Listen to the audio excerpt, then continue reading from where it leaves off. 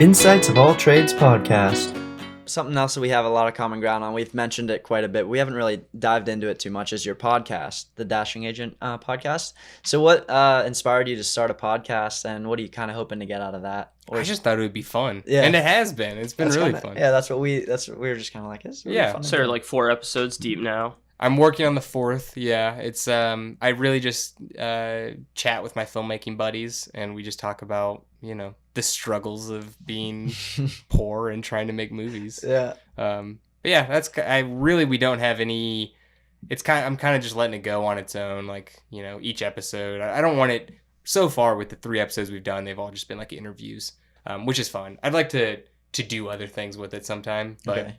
Podcasting isn't necessarily my thing. Mhm. So I'm just kind of taking it slow and just kind of having fun with it. What kind of other ideas do you have so far? I don't know. I think it would be fun to do some narrative stuff on a podcast. Okay.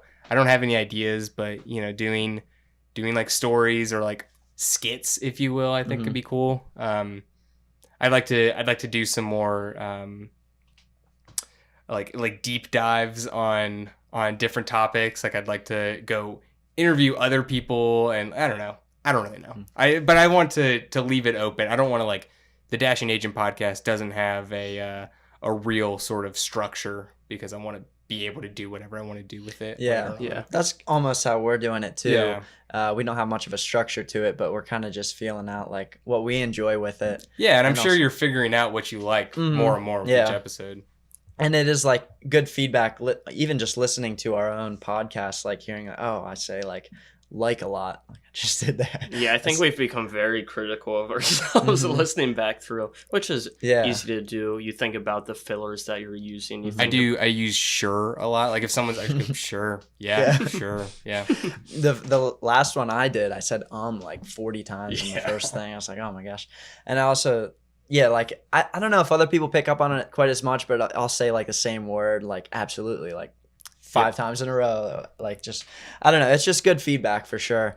But yeah, it's cool having someone else on our show that's had a podcast as well, because it's you kind of get like a little bit of the feel of what it, some of the struggles with it. Oh yeah, I get it. I get y'all. I was impressed with how conversational yours was, though. It flowed really well, in my opinion. Oh, thanks. But I think that's just because it's literally just I don't have a plan when I podcast. It's and they're all my friends, so we're just hanging out and just.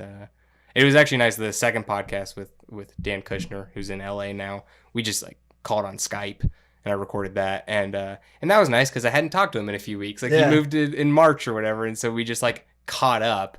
And I think that's probably what that episode felt like, is 2 friends just catching up. Is that the guy from LA? Yeah, he just moved there. Moved to LA. Yeah.